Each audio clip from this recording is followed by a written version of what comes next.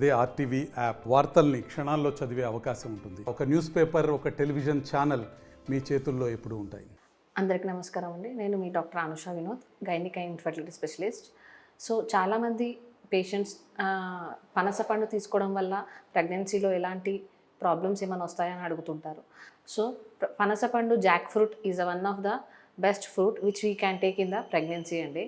So jackfruit తీసుకోవడం వల్ల అది చాలా high fibre content and also it has a very good potassium levels and also calcium levels also. So పనసపండు అనేది Jack fruit అనేది this is seasonal fruit, nowadays చాలా అవైలబుల్గా ఉంటుంది.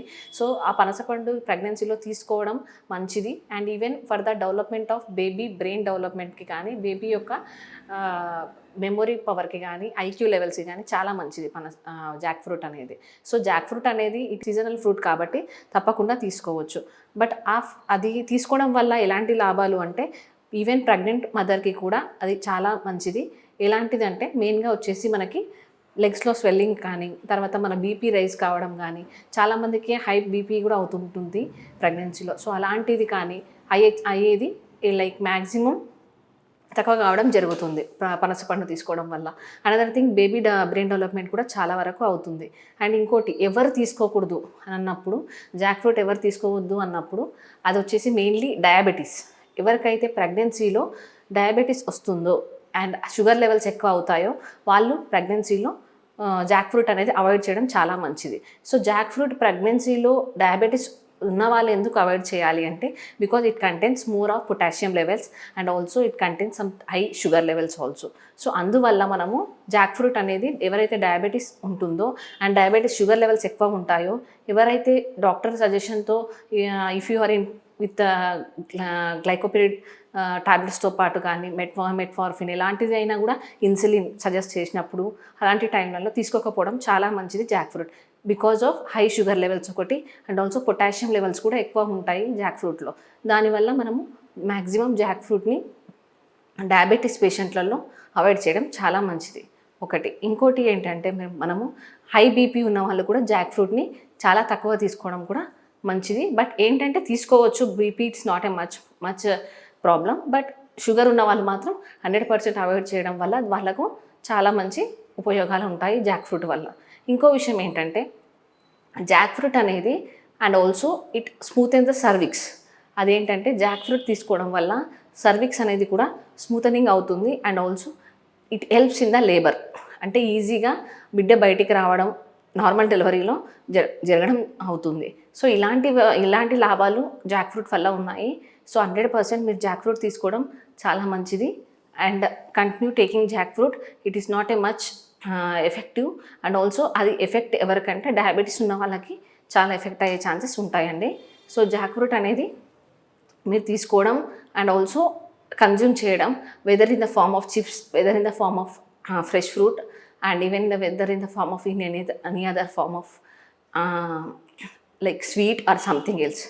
సో ఇలాంటి టైంలలో ప్రెగ్నెన్సీలో జాక్ ఫ్రూట్ తీసుకోవడం మంచిది. ఎలాంటి అపోహ లేకుండా you can take the jackfruit అండి. So I wish all the pregnancy womens to take the jackfruit during the pregnancy but I ask all the pregnant womens avoid the jackfruit the diabetes. So jackfruit వల్ల ఈ సీజన్లో Jack fruit అనేది చాలా అవైలబుల్గా ఉంటుంది.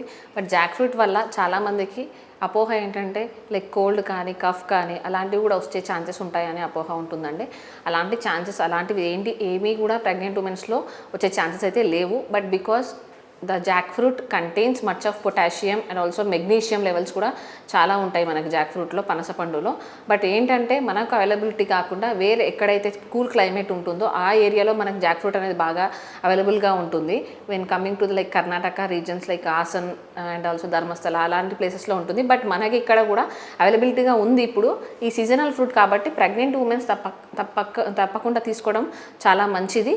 ఎందుకంటే వాళ్ళకి baby growth కూడా బాగా అవుతుంది. అది కూడా ఎప్పుడు అంటే ఫిఫ్త్ మంత్ తర్వాత ఎవరైతే ప్రెగ్నెన్సీలో జాక్ ఫ్రూట్ కన్జ్యూమ్ చేస్తారో బేబీ గ్రోత్ అనేది కూడా చాలా బాగా అవుతుంది.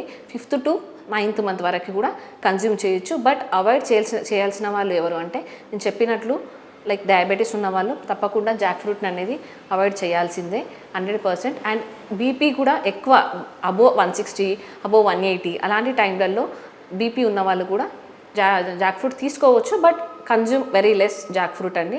దానివల్ల మనకు చాలా మంచి ఉపయోగాలు కూడా ఉంటాయి జాక్ ఫ్రూట్ వల్ల. ఇంకో విషయం ఏంటంటే Jack fruit contents much more water content కూడా.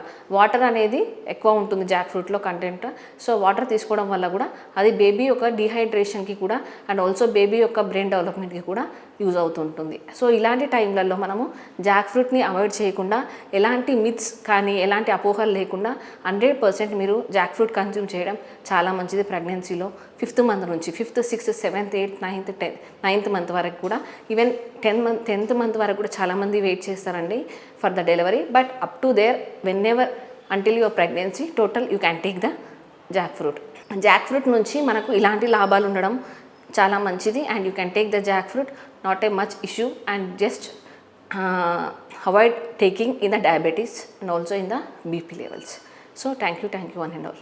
మరిన్ని వీడియోస్ కోసం ఛానల్ ని సబ్స్క్రైబ్ చేయండి, లేటెస్ట్ అప్డేట్స్ కోసం వాట్సాప్ ఛానల్ ని ఫాలో చేయండి, అండ్ లింక్ డిస్క్రిప్షన్ లో ఉంది.